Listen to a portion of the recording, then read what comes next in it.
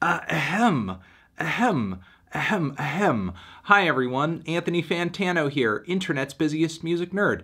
Hope you're doing well, and it is time for an assessment of the new nominations that have come out of the Grammy Awards for the 61st Grammy Award show that's happening next year. Like I said, we have the nominations right here through the power of the internet online.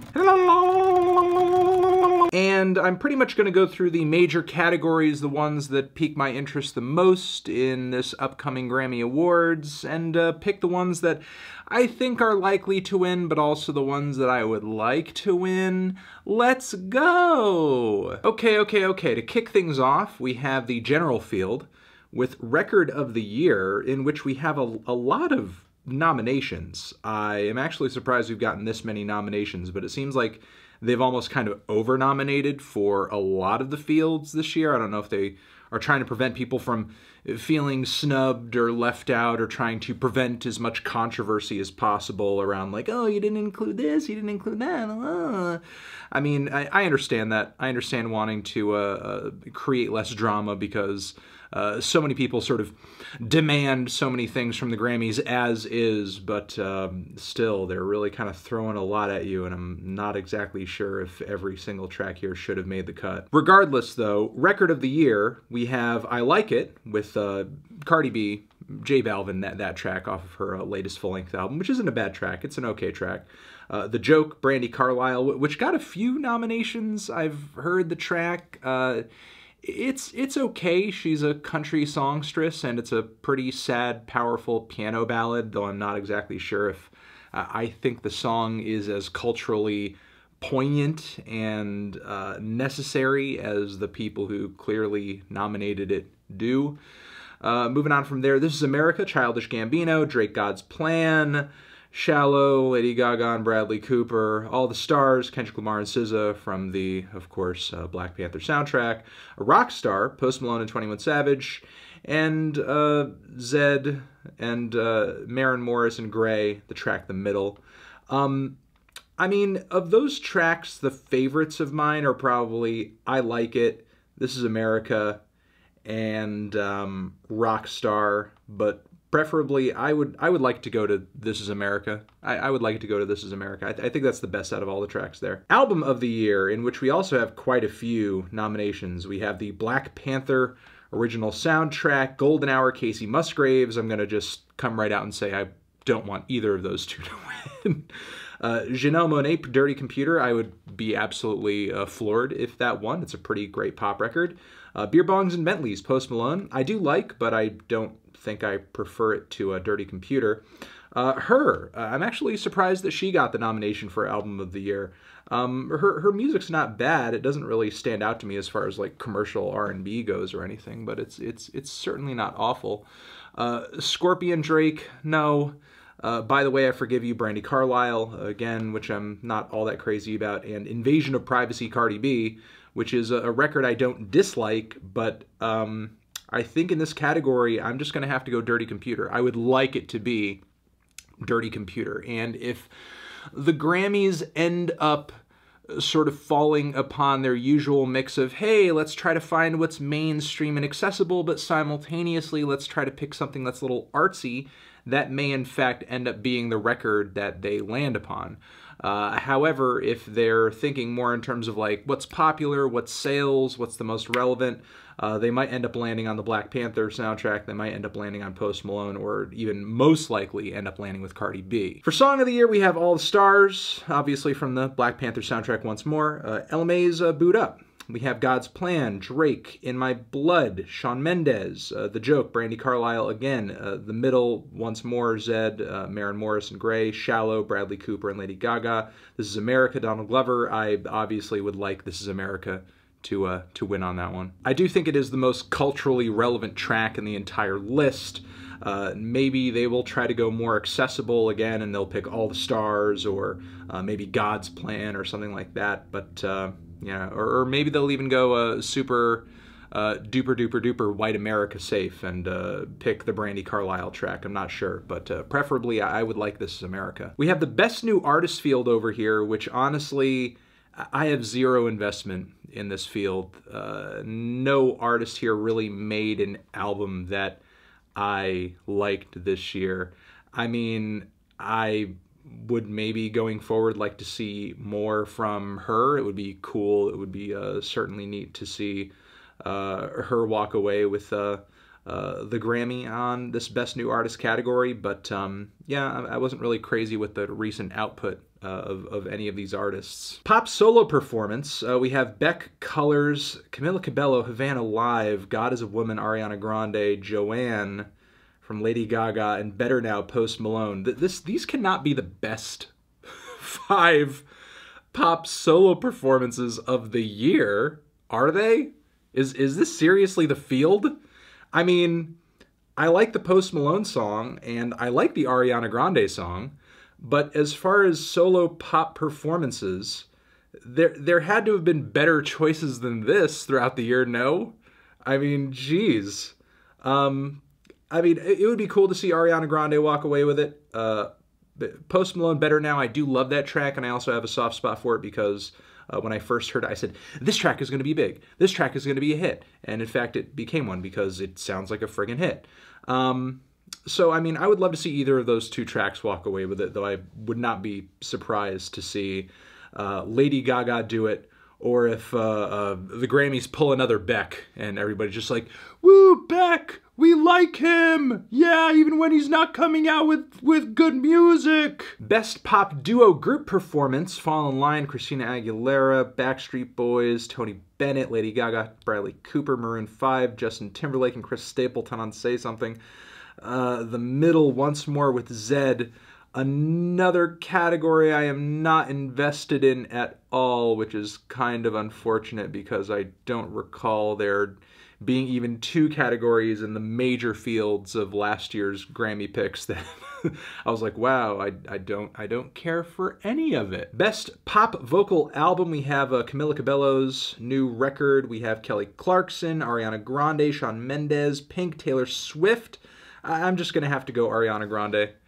I mean, it would seem that the industry on the whole has been kind of sick of the new Taylor Swift record, so I'm not exactly sure if I can predict her walking away with it. Maybe they'll go super safe and pick Shawn Mendes. Maybe they will acknowledge Camila because she's relatively the biggest up-and-comer in this whole list, but I would prefer Ariana Grande. She definitely had the best pop album out of this field. We have Best Dance and Electronic Album over here. We have John Hopkins' latest record, Singularity, which I liked quite a bit. Woman Worldwide, Justice, which I didn't end up reviewing, but I don't see how I would end up preferring that to John Hopkins. Sophie Tucker, Treehouse. Sophie! Oil of Every Pearl's on Insides. Yes! Yes! Yes! And shout out to Toki Monster as well for the Lune Rouge record. Surprised Sophie made it into this, but I'm going to have to go Sophie. As much as I did enjoy the John Hopkins record, the Sophie album for the most part is amazing.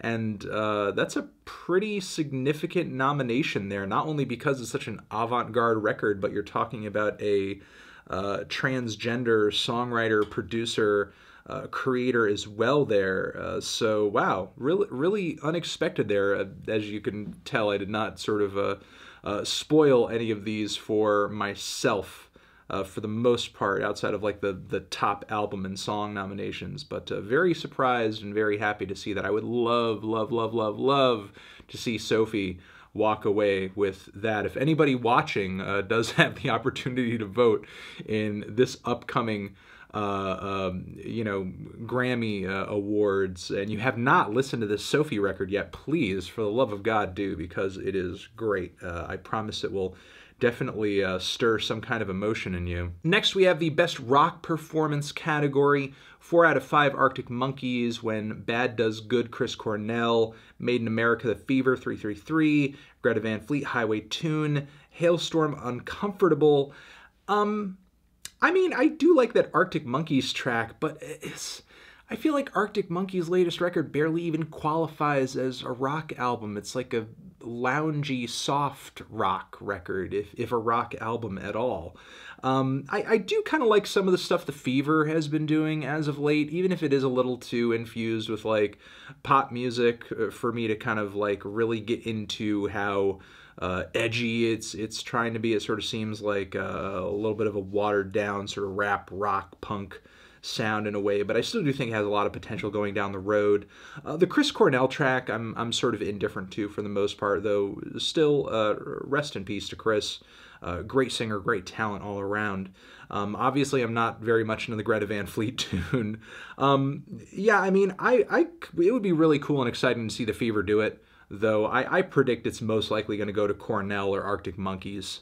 Although I feel like I'm not really properly assessing here how much of an industry-wide boner do people who are voting for these awards have for the band Greta Van Fleet. I mean, I wasn't really crazy about them. There are a lot of fans that have certainly pushed back on the record, but for the most part, it would seem that a lot of like the rock press just friggin' can't get enough of them. So maybe I'm completely off the mark here, and the award is most likely going to go to Greta Van Fleet. Actually, that might just be the case. Best metal performance between The Buried and Me, Death Heaven, Honeycomb, which is interesting. That's interesting that they would land in there. High on Fire, Electric Messiah, Trivium, and we have Under Oath 2. Best metal performance. And no Ghost? No Ghost in here? Really? No Ghost at all? No Ghost in this? It's cool to see High on Fire and Death Heaven in here. I would love to see either of those two, especially High on Fire, walk away with the award, though it is more likely that one of the more popular acts here will get it between The Buried and Me or Under Oath, though some of these metal performances, they can be a little unpredictable because you never really know who people are going to go for. Best rock song, we have Black Smoke Rising from Greta Van Fleet, Jumpsuit, 21 Pilots, which I would love to see walk away with an award because it is a great track. Mantra, Bring Me the Horizon, St. Vincent, Mass Seduction, Rats from Ghost. Okay, well, there's a Ghost nomination right there. Yeah, I mean, as much as I do love Jumpsuit, and I did really like that TOP record, yeah, I'm going to say Rats. I just fucking love that song. It's a great song. It's a great video. It's a great record. It's great everything. Ghost deserves a Grammy for Best Rock Song, truly. It is a great song. Rats. Best rock album. Here we go. The new Alice in Chains record, which I did not like at all. The new Fall Out Boy record, which is barely a rock album. The new Ghost record, Prequelle. Amazing. Awesome. Excited to see that. Pacific Daydream, which from Weezer, it's also barely a rock album. It's actually Weezer's probably most mainstream pop-friendly record yet. Then we also have Greta Van Fleet from The Fires, and yeah, can't really say I'm excited to see any of these walk away with the award other than Ghost. And I just hope that ends up being the case. Best Alternative Album, the new Arctic Monkeys, Tranquility Base Hotel and Casino, the new Beck, the new Björk, the new David Byrne, and the new St. Vincent. I feel like my favorite of this group has to be the new Björk. It's definitely the new Björk. I mean, I did like a lot of tracks off of the David Byrne, but I feel like the Björk record was a bolder artistic statement, whereas the David Byrne was something that it's kind of been a sound that he's been toying with for a little while now, just slightly updated. The Björk record definitely was a lot more adventurous with the woodwinds and the bird sounds and some of the personal, emotional stories she was telling on that record. So I would actually love to see Björk get a Grammy for Utopia. Please, for the love of God. Best R&B performance, As Long as I Live, Toni Braxton, Some of the Carters, Y.O.Y., Lala Hathaway. Best Part, Her, featuring Daniel Caesar. PJ Morton, First Began. Another category I'm not really all that invested in outside of, that track featuring Daniel Caesar, Best Part, is pretty decent. Can't really say I was really all that into the Carters record, frankly. And I know there were other R&B performances and recordings out there this past year that were certainly more intriguing than a lot of these. I mean, I mostly chalk my lack of enthusiasm up to just not some very intriguing picks. I don't know, I guess I'll just say that. As far as best R&B song goes, we have Boot Up with Ella Mai. We have Come Through and Chill with Miguel and J. Cole and Salaam Remi. We have Feels Like Summer with Donald Glover. Focus from Her, and Long As I Live with Toni Braxton once more. Yeah, I mean, as much as I was lukewarm on it when I first heard it, in fact, I don't even really think I cared for it that much when I first heard it, I would love to see that Childish Gambino track, Walk Away With It. Either that or Boot Up. I mean, even though I wasn't really crazy about the rest of her album, Ella Mai's record, that is, I did think the remix of that track was pretty cool, and she's easily one of the biggest and newest artists to break this year. That Childish Gambino record, if it's as good as it's most likely going to be, when that album finally drops, like, that record is probably going to get so many Grammy nominations, In the rap category, we have the best rap performance, Cardi B, Drake, King's Dead from the soundtrack, Black Panther soundtrack once more, Bubblin', Anderson .Paak, which is a track I'm sad did not make it onto his new full-length album, and Sicko Mode with Travis Scott, Drake, Swae Lee, Big Hawk. Wow, that's a pretty steep performance list. I personally, I love Bubblin'.